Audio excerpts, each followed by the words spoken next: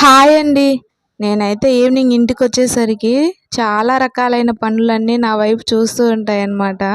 So, నేనొచ్చిన తర్వాత అవన్నీ complete చేసుకొని 2 డేస్ నుంచి వర్షం అయితే రెగ్యులర్‌గా వస్తా ఉంది. చిన్న చిన్న చినుకులు పొద్దున, నైట్ అట్లా వస్తుందన్నమాట. సో, క్లైమేట్‌కైతే మంచిగా స్పైసీగా అలా తినాలనిపిస్తది కదా! సో, వచ్చిన తర్వాత నేనైతే కొన్ని పనులుంటాయన్నమాట. గిన్నెలు అవన్నీ చేసుకొని రోజు పిల్లల్ని స్కూల్‌కి తీసుకెళ్తాను.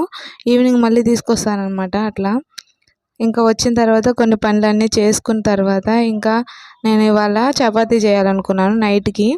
ఇంకా అది కూరన్నమాట.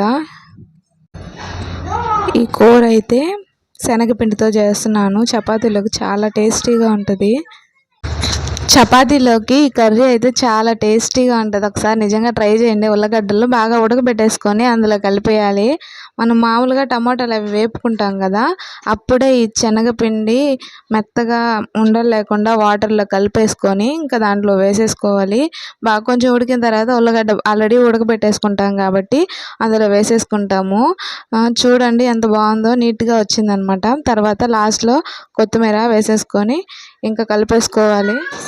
ఈవినింగ్ ఈ వర్షానికైతే చాలా చాలా టేస్టీగా ఉంది చపాతీ. చాలా బాగొచ్చింది చపాతీ కూడా చాలా మెత్తగా వచ్చిందనమాట. సో, వీడియో నచ్చితే తప్పకుండా లైక్ చేసి సబ్స్క్రైబ్ చేసుకోండి. ఛానల్ని ఫాలో అవ్వండి. పక్కనే ఉన్న బెల్ ఐకాన్ని క్లిక్ చేసి నోటిఫికేషన్ చేసుకోండి. Thank you so much. Thank you.